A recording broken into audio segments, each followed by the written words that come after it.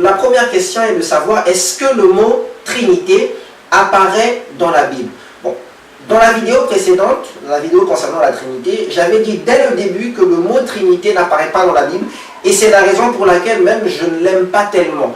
Mais est-ce que le fait qu'un mot n'apparaisse pas dans la Bible, le fait que la réalité de ce mot n'est pas biblique? J'avais pris des exemples. Par exemple, le mot Bible n'apparaît pas dans la Bible. Vous fouillerez la Bible du premier au dernier verset, vous ne trouverez pas le mot Bible dans la Bible. Il y a encore un autre exemple que j'ai donné, c'est le mot millénium. Le millénium, c'est la période pendant laquelle le Seigneur Jésus régnera avec ses saints, avec ses disciples. Alors, est-ce que le mot millénium apparaît dans la Bible? Non, le mot millénium n'apparaît pas dans la Bible. Alors, pourtant, il y a beaucoup de chrétiens, de disciples de Jésus-Christ, qui attendent le millénium.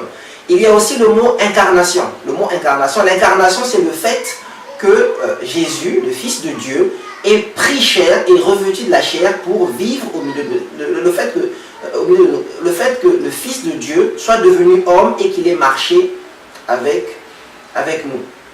Alors, vous ne verrez pas le mot incarnation, mais la réalité, vous la verrez dans la Bible. Donc, ce n'est pas parce qu'un mot n'apparaît pas dans les Écritures que ce mot n'est pas, la réalité de ce mot n'est pas biblique. Et nous avons dit la même chose sur la Trinité. Le mot Trinité n'apparaît pas dans la Bible, c'est clair, mais l'enseignement, la réalité de la Trinité apparaît clairement dans les Écritures.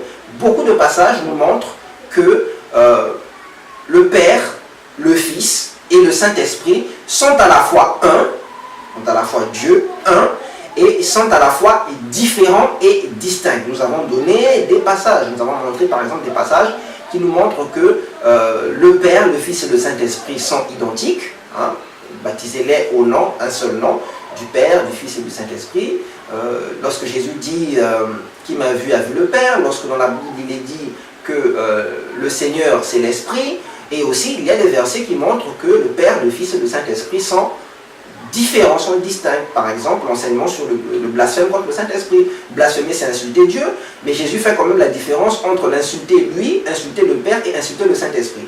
Il y a aussi ce texte là où Jésus parle, fait recours à ce commandement de la loi qui dit que le témoignage de deux personnes différentes est vrai et recevable. Et Jésus dit que le Père témoigne de moi et moi aussi je témoigne. Donc ça fait deux personnes complètement différentes. Mon Dieu, pourquoi m'as-tu abandonné? Ce verset là aussi nous montre qu'il y a une distinction entre le Père et le Fils. Donc nous avons montré tous ces passages qui montrent à la fois que le Père, le Fils et le Saint-Esprit sont Dieu, identiques, ils sont un seul Dieu, ils sont identiques, mais le Père, le Fils et le Saint-Esprit aussi sont distincts.